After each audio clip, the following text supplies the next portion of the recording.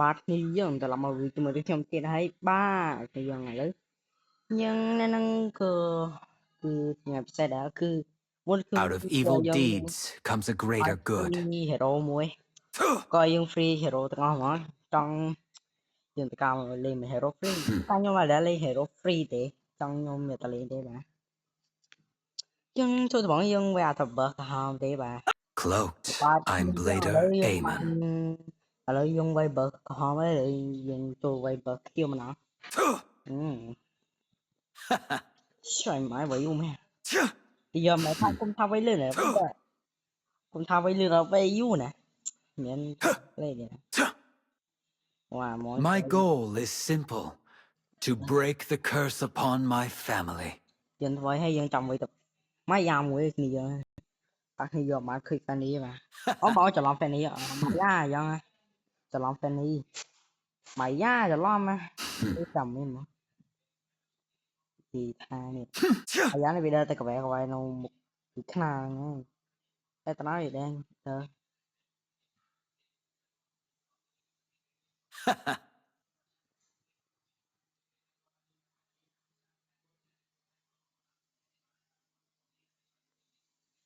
trời mày cái ní nó khoan cái hữu cho tẹt này cái ní bụng rô bờ hả à trên tí à bụng cách chụp kìa cái ní nó sao kìa sao kìa cái à cách kìa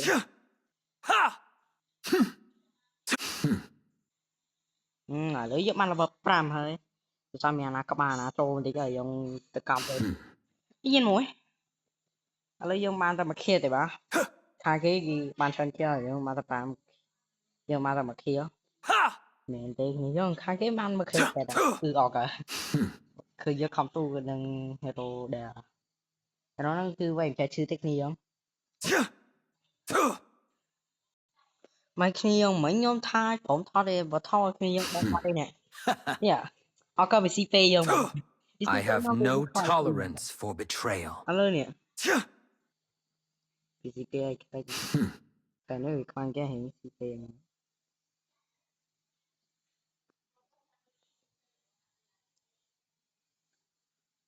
Sentiment will only color my judgment. ពុកមួយគ្នាយើងបានមួយគ្នាបានមួយគ្នាបាត់ហើយបានពីរគ្នាហើយច្រឡំបានឈូទៅនោះអត់មានខ្លាយណាហ្មងឈូហ្នឹងអត់តែឃើញខាងនេះចយយកហ្មងអញ្ចឹង I've never told him this, but I do see a bright future in Gushan. ฟังแล้วแกในตึกได้กะโหลเป้งนะเป็นตึกได้เป้งข้างเกมมีกะโหลสินไม้ลูกนี่โจเป็นอาชายาหายามุ้ยน้ำเครียบโปรดไหมงับเอาให้แฟนนี่สิคำนะคำเลยคำมันสตอพีบหมอตอนจังแฟนนี่คำแกวีเลงโอ้หนึ่งหัวเราลืมไม่จะมีนาตัวลืมของจะไปđó choi mai rồi bây nè choi mai tới mũi môi ní nhá mũi môi công tơ chả công I have no tolerance for betrayal. đó là bạn chỉ cho hụt lên thế đó phải hụt lên này Now, bắt môi bạn khiêng người đi đó mà đi phải nếu trên là bờ vậy cho tầm ăn vậy mong hả chả phụ nó về mai cho lúc tiền à bắt tiền một bạn tiền nó sao chả miền nào trâu hả đi sao về miền nào trâu trâu hay ngọt chẳng như mà trâu đây mà sentiment will only color my judgment. Mai một cái này ông này ông cả vậy kia nó sắp lap mày Perhaps I'm born to bear the weight. tao như cục trâu trâu tay ba này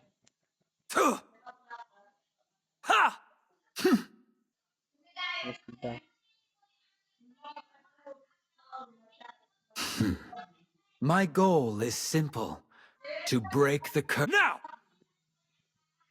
bàn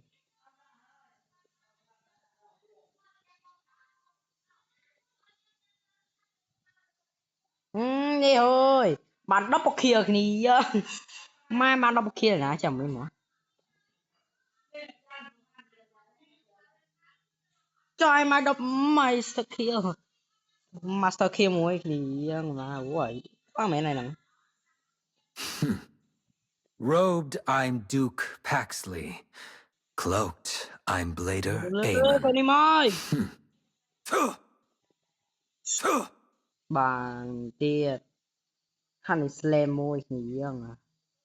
I'm your guide to the underworld.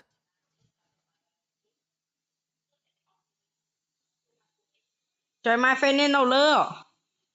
cho mai chả ra ra chả cười fan nên đâu lơ mà ngay I've never told him this, but I do see a bright future in Guzhan. nhưng vậy mình nhìn thấy sai dân mẹ anh từ đây cậu xin lại dân bố tôi cả má mày nghe cái dân nó bạn lần mấy những anh master kill bột mìa mìa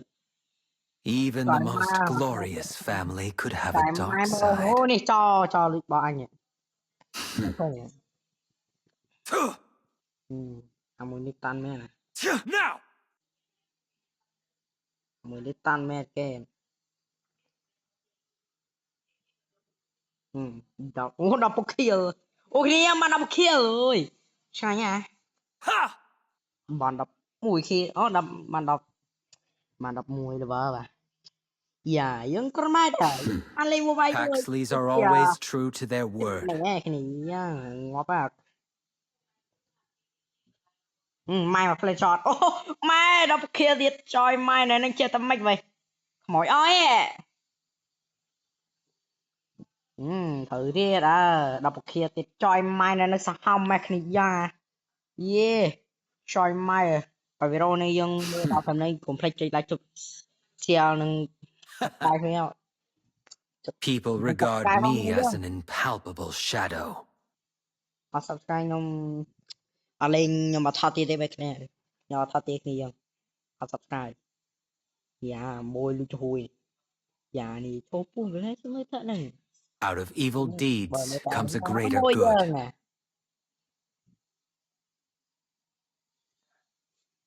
ô mày đấy hai giờ mỏi nó ra này chứ hot nữa ní ní phẹ ní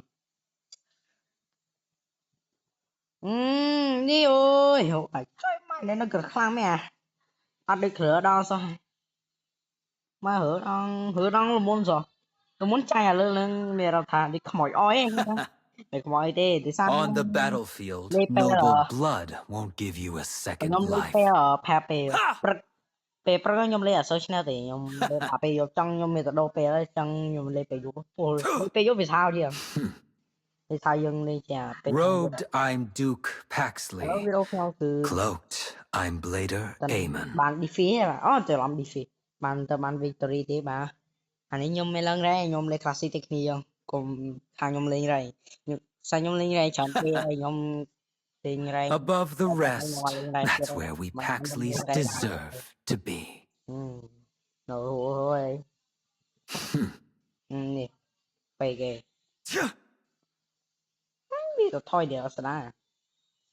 Even the most glorious family could have a dark side. Now! โอ้ดับดึบมวยครั้งmày á khăn cái để khai cái video lừa mày nó teo mai một fan yêu khăn nhà khăn nhà